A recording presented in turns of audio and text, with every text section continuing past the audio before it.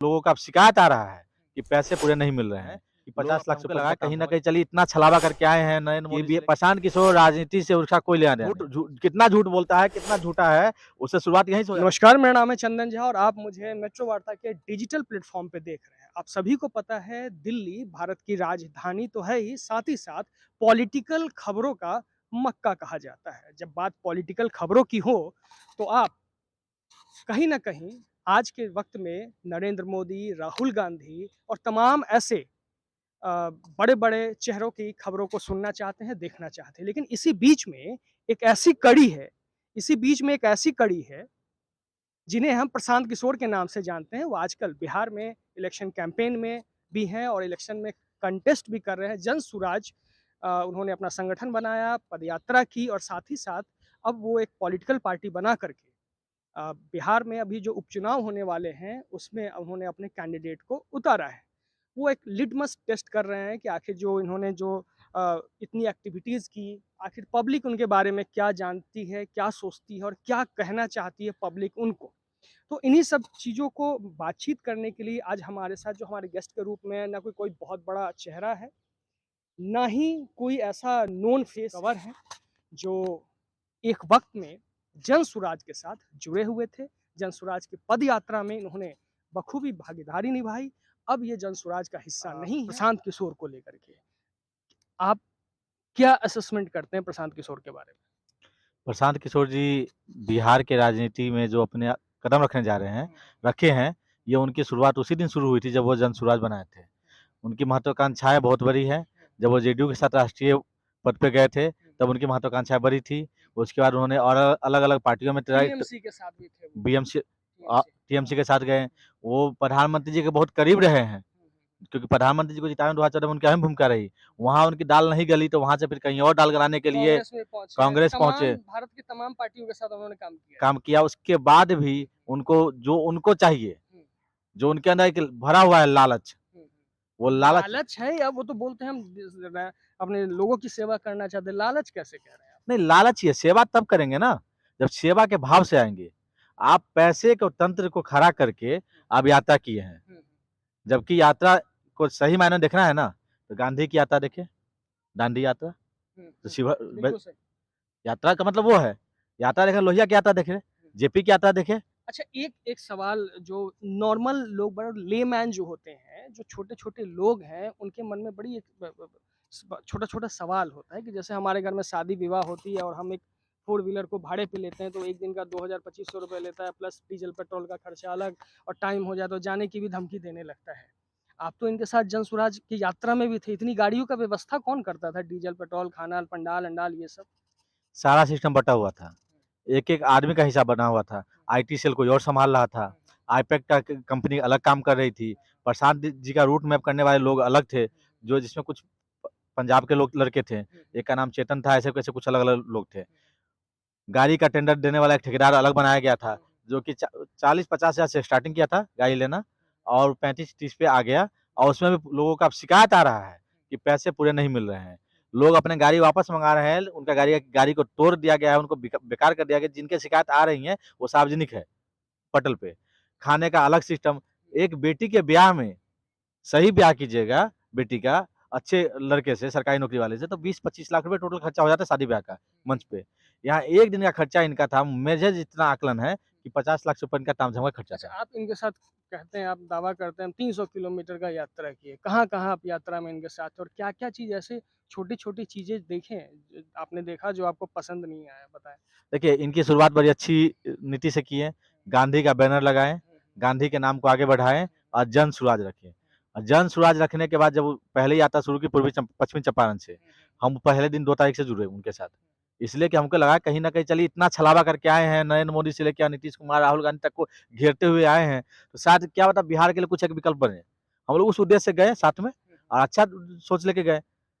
जब यात्रा में जुड़े तो इनकी यात्रा का 2 तारीख से जो शुरुआत हुआ तो पश्चिमी चंपारण से हम लोगों ने यात्रा शुरू की और हम लोग बेतिया मोतिहारी तक आए यात्रा में, यात्रा पैदल चलते हुए। उसमें हमने एक चीज़ नोट की क्योंकि हम राजनीतिक लोग हैं, ये राजनीति वाले लोग नहीं हैं। प्रशांत किशोर क्लियर स्पष्ट कर देता हूँ बिहार के लोगों के लिए कि प्रशांत किशोर राजनीति से उसका कोई लेना-देना नहीं है। ठीक है। प्रशांत किशोर जी को हम देखें कि वो जिस मुखिया को गरिया रहे हैं, जिस समिति को गरिया रहे हैं, जिस जिला परिषद को गरिया रहे हैं, जिस विधायक को गरिया रहे हैं कि ये सब चोर है, भ्रष्टाचारी है, इस सबको को हटाएँगे और युवाओं को लाएँगे और युवाओं को मंच देंगे, युवाओं को विधायक बनाएँगे। गाँव-गाँव में पता क्या कर रहे थे? प्रोग्राम बना-बना के, आपका बेटा क्यों नहीं बनेगा विधायक? समिति मुखिया, जो उसका बेटा बनेगा, पैसा वाला का, ललुए का बेटा बनेगा, उसका ही बेटा बनेगा। ऐसे कह के रेकार पार-पार के उन्होंने सब लोग जनता के बीच में बात रखी। आज जब महीना के 30 दिन पूरा होने पे, यात्रा खत्म होने पे, प्रोग्राम होता था जिला के अंदर। जिला के अंदर प्रोग्राम होने पे वहाँ पे सभी लोगों को, जिला के लोगों को बुलाया जाता था। और वो जिला के प्रोग्राम के कमिटी के मंच पे जो लोग बैठे थे, वो वही मुखिया होता था, वही समिति होता था, या जीता हुआ या हारा हुआ, वही जिला परिषद होता था, या पूर्व विधायक या करंट विधायक। जिसको गरियाया उसको मंच दिया, जो कार्यकर्ता आपके साथ पैदल चला, उसको आपने बैकडोर पे ढकेला, जो कार्यकर्ता आपके साथ लगा रहा, उसको आप पहचाने नहीं। 100-100 दिन चलने वाले यात्री, एक सीतामढ़ी के एक लड़का था, राजपूते था, वो 100 दिन यात्रा में चला, उसके बाद कहने गया कि प्रशांत जी, हम जा रहे हैं, हम उसके बाद 1 महीने बाद आपसे जॉइन करेंगे। बोला आप कौन है? ये मतलब आप प्रशांत किशोर जैसे बड़े फेस पे डायरेक्ट आरोप लगा रहे हैं। नहीं, आरोप नहीं, मेरे पास सत्य सत्य और तथ्य दोनों है। मैं आरोप आरोप तब लगाऊँगा जब मेरा आरोप वो होता है, जो कि अर्ध सत्य होता है। और मैं सत्यपूर्ण बात कर रहा हूँ, मैं नाम लेके बोल रहा हूँ कि ऐसे लोगों के साथ, मुझे नहीं जानते प्रशांत किशोर। मैं प्रशांत जी किशोर जी के साथ चला हूँ यात्रा में, वहाँ तो ऐसे माहौल होता है यात्रा का था कि भाई साहब आप चल रहे हैं तो प्रशांत किशोर के ना आगे चल सकते हैं, ना पीछे चल सकते हैं। अच्छा। उसके साथ एक ऐसा प्रोटोकॉल बनाया गया था जैसे जैसे देश के भावी प्रधानमंत्री चल रहा हो। आप जनता के सेवक जैसे है आपने प्रधानमंत्री। आपने शुरुआत में कहा कि बड़े मन में लालच भरा हुआ है और लालच का शब्द कहीं न कहीं आते हैं प्रधानमंत्री को क्या लगता है? वो बोलते हैं ना मुख्यमंत्री बनेंगे, ना यह बनेंगे, ना वो बनेंगे, जब कुछ बनना नहीं तो राजनीति क्यों कर रहे हैं फिर? लाए लिख के दे जनता के आगे एग्रीमेंट। वो तो कहे थे कि हम जनता से पूछ के पार्टी का नाम रखेंगे। क्या पार्टी का नाम जनता से पूछ के रखे जनसुराज? नहीं रखे। फेलियर का देखिए सिस्टम। वो कितना झूठ बोलता है, कितना झूठा है, उससे शुरुआत यहीं से हो जाती है कि बोले कि हम पार्टी बनाएँगे, जनता से पूछ के बनाएँगे। गांधी मैदान जगह होगा। पहला झूठ, गांधी मैदान जगह नहीं हुआ। वेटनरी कॉलेज में पहुँच गए वो, वेटनरी मैदान कॉलेज में। पहुँच गए छोटे से जगह पे। दूसरा दूसरा झूठ, तीसरा झूठ बोले पार्टी पार्टी जो रजिस्ट्रेशन होगा जनता से पूछ के करेंगे। पार्टी रजिस्ट्रेशन था, जब जब वो यात्रा निकाले तो रजिस्ट्रेशन करके निकाले थे यात्रा। तो पार्टी वही रखी जो उनकी पसंद की थी, जनसुराज। जनता की कोई राय नहीं चली। तीसरा झूठ कि उन्होंने कहा कि अध्यक्ष हम जनता के राय से रखेंगे। उसने नमूना दे दिया अपने मुँह से बोल के कि बिहार में हम नमूना दे रहे हैं। एक दलित समाज को गाली दिया खुलेआम। बिहार के दलित समाज को नहीं, पूरे भारत के दलित समाज को गाली दिया और नमूना बोला दलितों को। नमूना बोलना तो सही नहीं है, भाव में बह करके कुछ ऐसा लगता है मुझे कि इमोशंस में आकर के उन्हें लगा कि भाई पहला स्टेप है, पहला स्टेप में इतना भीड़ आ गई तो अब तो हम बिहार के सत्ता पे काबिज हो ही जाएँगे, भले जीत नहीं सकते, हराने का दम तो रखते ही हैं। शायद भावनाओं में बह के ऐसा उन्होंने कुछ कह दिया होगा। उसके बाद झूठ की पुलिंदा बता रहे हैं। बिल्कुल सही बोल रहे हैं आप कि कई बार भावनाओं में बह जाता है आदमी, लेकिन पढ़ा-लिखा आदमी और नेता दोनों में अंतर होता है। पढ़ा-लिखा आदमी जब मंच से बोलता है तो वो दिल से नहीं, दिमाग से बोलता है, और नेता मंच से बोलता है तो कुछ भी बोलेगा भावनाओं में बह के, तो वो लोग जनता उसको स्वीकार लेती है। उसको टाइप मेरा नेता हँसी ठिठोली कर रहा है। लालू जी क्या बोले थे? लालू जी ऐसे अनेकों बात बोल देते हैं मंच से, हुँ, हुँ, हुँ, हुँ। जो अनर्गल बात होती है, लेकिन लड़का जनता को लगता है कि अरे मेरा नेता बोला है, वो नेता वाली भाषा है। लेकिन आप नेता नहीं, आप पढ़े-लिखे बुद्धिजीवी हैं, अमेरिका से पढ़ के आए हुए हैं। आप वो अच्छा अमेरिका में नौकरी-वोकरी करते थे और सीधी-सी बात ये है कि तो देखिए, बिहार के लोगों को जो भी उनके साथ हैं, जो उनका जो आईटी टीम देखता है, पैसे पे उनके वीडियोज़ को बढ़ाते हैं, जो वैसे बहुत सारे लोग हैं। मेरे ग्रुप में भी जुड़े हुए हैं काफ़ी सारे लोग, अब मुझे भी कॉल्स वगैरह आता था, भैया आप जुड़ जाइए। हालाँकि मैंने डिनाई कर दिया उन सब चीज़ों को। लेकिन मुझे ऐसा लग रहा है कि ये कहीं न कहीं कामयाब होते दिख रहे हैं कि कुछ बिहार के वो तबके जो सोचते हैं कि यही मेरा खेवनहार, यही मेरा पालनहार और यही मेरा सब कुछ, मेरे दुःख दर्द को ये हर लेगा। क्या लगता है कुछ सफलता पाएँगे? अभी 5 अभी उपचुनाव हो रहा है, कुछ इसमें होने वाला है इनका? उपचुनाव में बोले तो थे। उन्होंने कहा था कि मैं चुनाव में कैंडिडेट भी खड़ा करूँगा तो जनता से पूछे खड़ा करूँगा। कितने कार्यकर्ता को टिकट दिए हैं? सब बाहरी को टिकट दिला दिए, पैसा वाला को दिया टिकट। किससे पूछा है? कोर कमेटी में क्या बैठक हुई है? कमेटी के लोगों ने राय विचार-शुमारी हुई है? Prashant Kishor one man army है। प्रशांत किशोर चुनाव जीतने के लिए मैदान में आया है, चुनाव जीत के मुख्यमंत्री बनने के लिए रेस में आया है। वो कहता है कि मुझे कुछ नहीं बनना, तो भारत सरकार के या कोर्ट के पेपर पे एग्रीमेंट करके दे बिहार की जनता को कि हम पूरे जीवन काल में राजनीति में किसी पद पे नहीं रहूँगा। चलिए ये सार्वजनिक करे मंच से। चलिए रुपेश जी, ऐसा है कि ये जो हम लोग अपने दर्शकों को मैं बता दूं, ये जो इंटरव्यू मैं रिकॉर्ड कर रहा हूँ, एक्सीडेंटली मुझे ये मिल गए।